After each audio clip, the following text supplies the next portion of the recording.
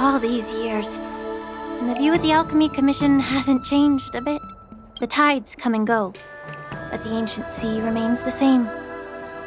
For us Vidyadhara, there's nothing more nostalgic than our homeland. You're a Lofu native, Miss Lingsha? Yes, I grew up here, listening to the sound of waves while researching prescriptions with my mentors and peers at the Alchemy Commission. It's kind of sad, isn't it? Everything changes but somehow remains familiar. Just like you, Don Hung, I traveled far from home, and now I've returned. Seeing the familiar scenery brings back a hint of nostalgia. The view here would be even better without the ambrosial arbor. Oh, really? I think that towering tree looks pretty impressive. Even if it's impressive, it's a plague mark. The Xianzhou have been fighting abominations for thousands of years. And now that the ambrosial arbor has been reborn, it's only natural for everyone to feel uneasy. Well, once a seed is planted, no matter how long it takes, it'll eventually sprout and bear fruit. In my humble opinion, the rebirth of the ambrosial arbor and the resurgence of the disciples of Sanctus Medicus were inevitable.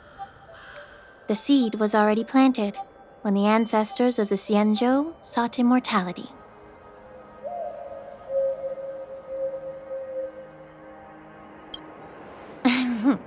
My bad.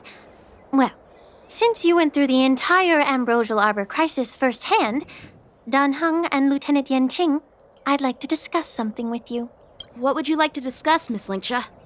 I was lucky enough to be chosen by the Alliance to come in and clean up all the old grime in the Alchemy Commission. Honestly, the Alchemy Commission is riddled with problems and has reached a point where fixing it seems impossible. I'm looking to remedy this problem, but was wondering if you could provide any insights. Well, even though I'm a Vidyadharan like you, I'm an outsider, just like my companions here. I can't really say much about a remedy, but I do have a piece of advice, Miss Lingsha. The Vidyadhara and the Alchemy Commission on the Luofu have always been intricately connected. If you cannot distance yourself from these ties, Miss Lingsha, changing the situation within the Alchemy Commission may be quite challenging. I may not know about politics, but I do know that the disciples of Sanctus Medicus have been operating within the Alchemy Commission for years. If you're determined to root them out, maybe you should discuss it with the General. I see. Thank you for your valuable insights. While the Lux Arrow from the Rainbow possesses unparalleled power to sever the ambrosial arbor, it can't sever mortals' desire to prolong their existence. Just like how the Cloud Knights can eliminate the remnants of the disciples of Sanctus Medicus, but are unable to calm the hearts and minds of the people within the Alchemy Commission. Our Xianzhou forebears knew this well, and that's why they entrusted the duty of guarding the roots of the arbor to the Vidyadhara. However, the Vidyadhara are still only mortal beings. 30 years ago, my mentor served as Alchemy Commission's Cauldron Master. She recognized the emerging undercurrents and sought to cleanse the source of the disturbance. Unfortunately, even though she was skilled in the art of healing, she didn't understand the human heart or how to eliminate the sickness lurking within the depths of the Alchemy Commission. In the end, she was framed and exiled to the Juming. I was also implicated and had to leave the Luofu.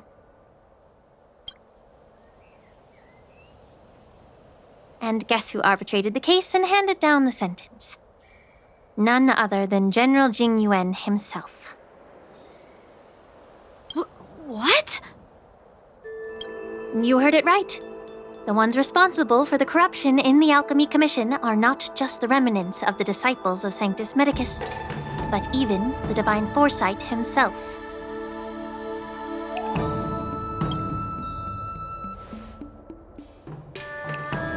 Alas, why is your face turning pale, Yenqing? Don't worry about it. I understand that when someone holds a position of power, they may sometimes have to make tough decisions. I won't hold any personal grudges against him. Besides, at our age, holding personal grudges is a luxury we can't afford.